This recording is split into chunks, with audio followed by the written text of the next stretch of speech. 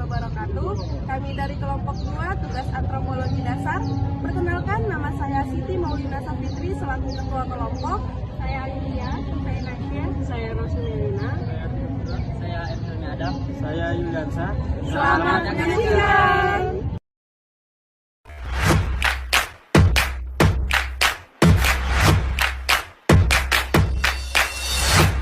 Halo, selamat pagi.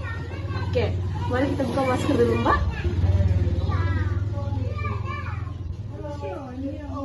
Baik, Mbak, saya dari kelompok 2 mewakili kelompok saya untuk bertanya tentang perbedaan etnis di masyarakat. Siap. Sebelumnya saya memberikan kesempatan kepada Mbak untuk memperkenalkan diri kepada teman-teman saya. Oke.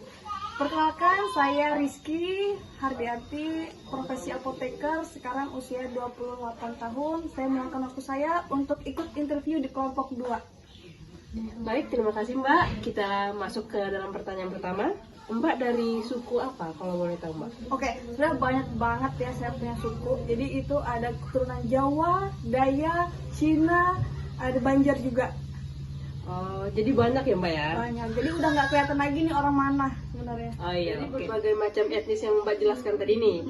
Bagaimana Mbak menanggapi perbedaan etnis tersebut Mbak?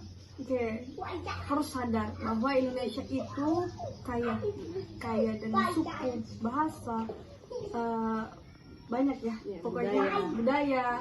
Harus sadar kalau perbedaan itulah yang membuat Bhinneka Tunggal Ika, yang menyebabkan Indonesia itu beda dengan negara-negara lain. Jangan mudah tersinggung ya, karena memiliki logat yang berbeda. Ketika kita pergi ke Jawa Barat, polos banget kan logatnya. Gimana kabarnya? Ketika kita pergi ke Batak, agak kasar. Ketika kita pergi ke Banjar juga agak tinggi nadanya. Jadi hal-hal tersebut harus ditanggepin sewajarnya aja gitu. Karena kita tuh bukan manusia kolot lagi, bukan manusia yang harus sesuai dengan kehendak kita. Kita harus sadar kalau perbedaan itulah yang membuat kita menjadi kaya. Tuh, baik kita masuk ke dalam pertanyaan selanjutnya Mbak. Apakah etnis Mbak dapat diterima di lingkungan masyarakat dan bagaimana menurut Mbak tentang perbedaan etnis di masyarakat serta dampaknya Mbak? Oke, kalau keterimaan itu alhamdulillah ya.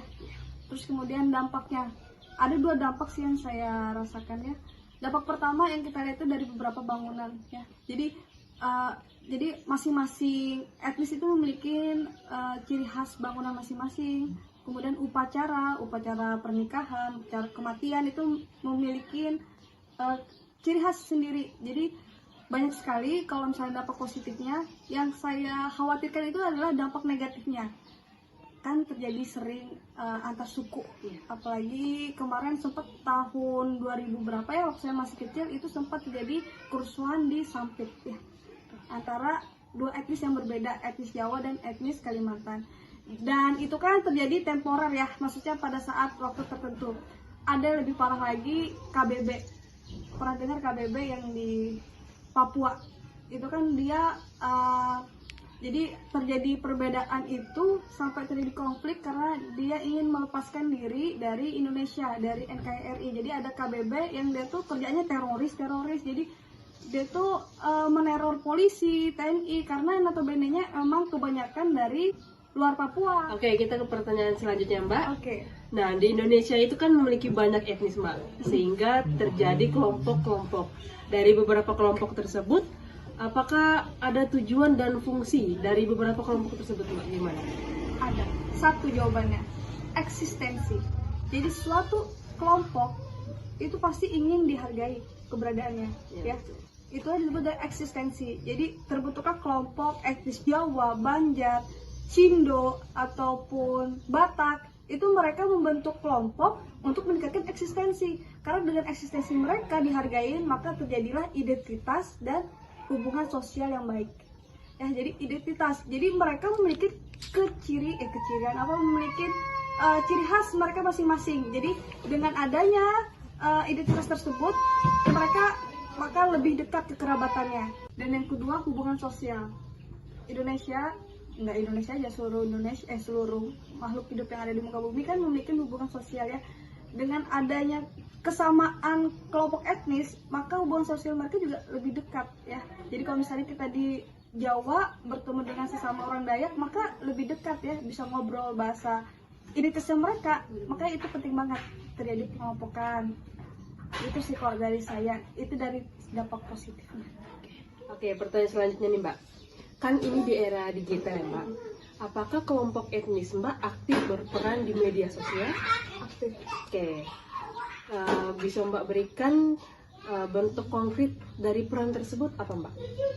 Aksi tanggap bencana di Kalimantan di Samarinda ya, terutama di mana banget banjir ya, nggak ada yang nggak banjir ya mungkin ya. Nah disitulah aksi tanggap bencana yang dibangun oleh beberapa etnis yang di media sosial tereksistensi.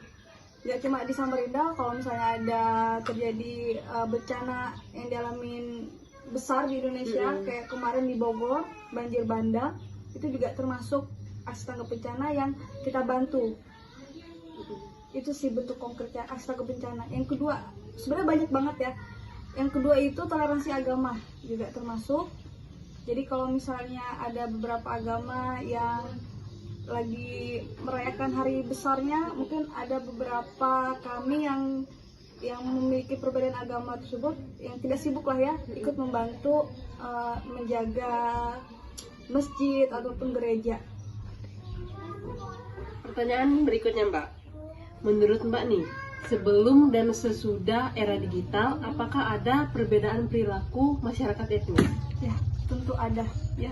Jadi karena ada digital inilah sesama suku itu jadi lebih mudah untuk menemukan sukunya tersebut. Dengan begitu, jadi ide kreatif mereka untuk menyumbangkan apa yang mereka pikir sesama kelompok etnis tersebut akan mudah. Maka terjadi kelompok-kelompok, dan setelah dari kelompok tersebut mereka menyebarkan informasi apa yang mereka punya dari etnis mereka ya, untuk mengembangkan, untuk menjaga kelestariannya. Itu salah satu perilaku positif yang perlu ditiru. Untuk perilaku negatifnya tentu ada. Jadi dengan adanya perkembangan era digital, maka dengan mudahnya mereka untuk egois, maksudnya mengatasnamakan ya, sukuku lah yang terbaik, itu bahayanya ya. Terakhir nih, di era digital ini kan Mbak, kita mudah mendapatkan informasi Mbak, entah itu informasi yang benar, entah itu hoax. Nah, gimana nih tanggapan Mbak tentang hal tersebut? Oke. Pertanyaannya gampang banget dijawab, cuma satu kata, selektif. Tapi sifat selektif ini tidak semua orang punya ya. Toh juga Polri juga udah memberikan hukuman kepada orang-orang yang menyebarkan berita yang hoax, apalagi sensitif banget tentang berita tentang etnis, karena etnis ini kalau udah ada berita menjelekkan satu sama lain, pasti ujung-ujungnya bisa jadi konflik. Jadi sikap kita adalah selektif terhadap penggunaan era digital dan informasi yang kita dapatkan. Cek dulu, jangan terburu-buru apakah ini benar atau tidak. Apalagi kalau misalnya etnis tersebut menyinggung etnis kita, jangan langsung naik, santai saja ya. Karena kita udah di era yang modern, apa-apa tidak harus baku hantam, tapi dengan pikiran ya. Jadi saran saya adalah selektif, tapi tidak semua orang memiliki sifat selektif, hanya orang-orang yang cerdas. Oke, kalau misalnya tidak selektif berarti termasuk orang yang tidak cerdas. Oke.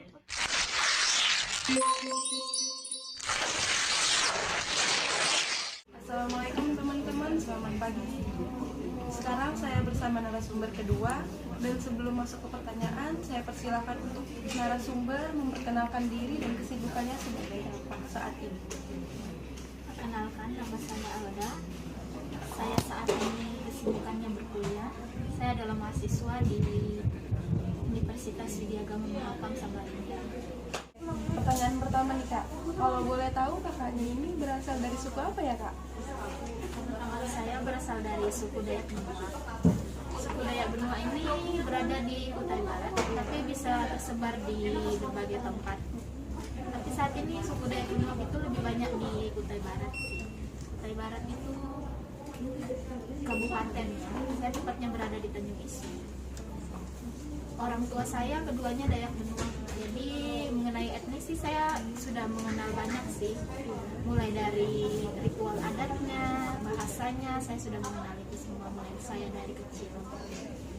Oke, pertanyaan kedua, apa saja nih kak yang kakak ketahui tentang etnis dari suku kakak itu tersebut? Kalau etnis yang saya ketahui ya, mulai dari ritualnya itu saya mulai dari ritual saat bayi baru lahir. Ini tuh ada ritual itu pertama, biasanya bilang notanimui. Notanimui itu ritual pemandian bagi bayi yang baru lahir untuk dibersihkan. Jadi untuk bahasa Indonesia dari notanimui ini adalah dimandikan. Apakah etnis kakak ini diterima di lingkungan masyarakat sekitar? Kalau untuk saat ini di tempat saya itu kan diterima karena sebagian besar masyarakat yang tinggal di sana adalah bersuku Dayak Benua. Jadi mungkin masyarakat yang lain tuh mungkin saling menghargai aja sih. Menurut kakak tentang perbedaan etnis di masyarakat? Seperti yang saya bilang tadi, perbedaan etnis tuh soal saling menghargai aja. Apalagi selama ini kan kami berada di sekitar masyarakat itu hidupnya saling berdampingan. Sekarang ini biasanya kalau kami menjalani berbagai ritual adat itu tidak ada yang mempermasalahkan, karena seperti yang saya bilang tadi, saling menghargai aja. Apakah kakak setuju tentang perubahan etnis di lingkungan masyarakat ini dapat memecah belahkan persatuan? Untuk saat ini sih saya kurang setuju kan, apalagi kita sekarang hidupnya berdampingan dalam satu wilayah, kita kan sama-sama Indonesia. Untuk saat ini saya belum pernah merasakan didiskriminasi atau ditinggalkan karena etnis yang saya miliki. Jadi untuk saat ini sih belum pernah. Apakah kelompok etnis kakak ini berperan aktif di media sosial? Untuk aktif sih bisa dibilang enggak, tapi ada salah satu orang dari daerah saya itu membuka channel YouTube untuk memperkenalkan lagu-lagu daerah yang biasa disebut dengan Pijo. Pijo ini lagunya tuh liriknya berasal dari bahasa Dayak Benua. Seperti itu ya. Oke, menurut kakak nih, apakah ada perbedaan perilaku etnis di lingkungan masyarakat sebelum dan sesudah era digital? Ya memang sekarang ini kan dunia sudah canggih dan dunia pasti perkembangan zaman pasti akan terus berubah. Jadi saat ini menurut saya, misalnya kita mulai dari penggunaan pakaian adat. Penggunaan pakaian adat dulu kan masih kayak mereka pakainya bisa untuk pakaian sehari-hari.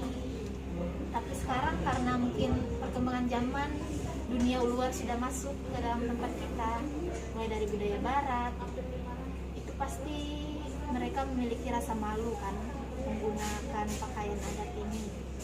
Jadi untuk menurut saya, perbedaan perilaku tuh di era digital ini dimulai dari diri kita sendiri, misalnya malu untuk mengenalkannya pada orang lain. Menurut kakak nih, bagaimana cara menyikapi perbedaan etnis yang ada di lingkungan masyarakat? Kalau menurut saya, kita kan di lingkungan masyarakat ini kan seperti yang saya bilang tadi, hidupnya berdampingan, saling menghargai. Selanjutnya kalau misalnya kita lihat mereka mengatur bagaimana budaya mereka jalankan, selagi itu baik untuk mereka, itu bukan hal yang masalah. Oke, kita masuk ke pertanyaan terakhir ya kak. Apa tantangan terbesar untuk etnis kakak di era digital saat ini? Menurut saya tantangan terbesarnya itu kan etnis kita ini kan sudah tertinggal, karena mungkin banyak anak muda saat ini merasa malu untuk memperkenalkannya, apalagi budaya-budaya dari luar kan sudah maraknya di daerah kita ini.